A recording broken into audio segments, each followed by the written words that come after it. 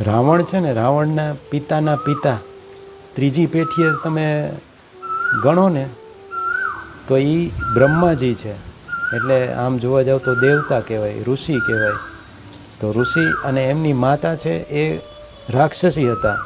એટલા માટે રાવણ આમ જોવા જાવ બધા ગુણો તો બધા શાસ્ત્રોને બધું જાણનારો છતાં વૃત્તિ રાક્ષસી જેવી હતી. જ્યારે એમનો જ ભાઈ જે છે કુબેર કહેવાય, એને પોતાની અંદર પોઝિટિવિટી જ વિકસાવી હતી. તો અત્યારે દેવ તરીકે એની પૂજા થતી હોય છે.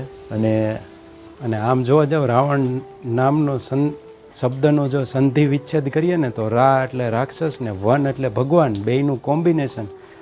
હવે એમના પિતા છે એ ઋષિ હતા અને માતા છે એ એક રાક્ષસી હતા. અને પોતાની અંદર જે ગુણ વિકસાવ્યા એ રાક્ષસી સ્વભાવના વિકસાવેલા હતા, અહંકાર મેઇન તો.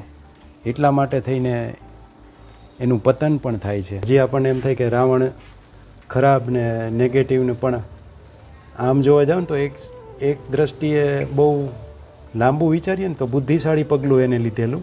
જય વિજયને શ્રાપ થયો ત્યારે 7 જન્મની બદલે ભલે ભગવાન સાથે વેર વાળીને 3 જન્મમાં ટૂંકમાં પૂરું કર્યું. પ્રભુનું ભજન લઈને આગળ વધવાનું થાત તો એને 7 જન્મો લાગી જાય, એને જે શ્રાપ લાગ્યો હતો એમાંથી બચવા માટે.